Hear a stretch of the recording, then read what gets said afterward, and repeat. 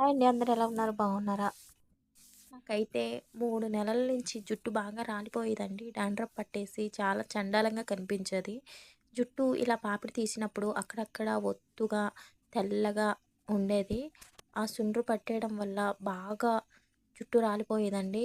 ఇలా రాలిపోతే గనక మనకు నచ్చిన షాంపూని తీసుకొని, కావలసినంత గంజిలో కలుపుకొని, ఒక పావుగంట అలా ఉంచేసిన తర్వాత ఆ పావుగంట షాంపూ కలిపిన గంజి నీళ్ళతో మన జుట్టుని వాష్ చేసుకుంటే చాలా బాగా పనిచేస్తుందండి.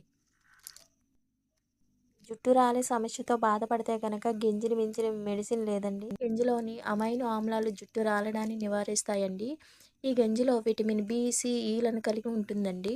ఈ జుట్టు పెరుగుదలకు చాలా ఉపయోగపడతాయి. ఈసారి నేను చెప్పినట్టు ఇలా ట్రై చేయండి. ఇంకా మీరే ఆశ్చర్యపోతారు. నచ్చితే లైక్ చేయండి, షేర్ చేయండి, సబ్స్క్రైబ్ చేయండి. Thank you for watching.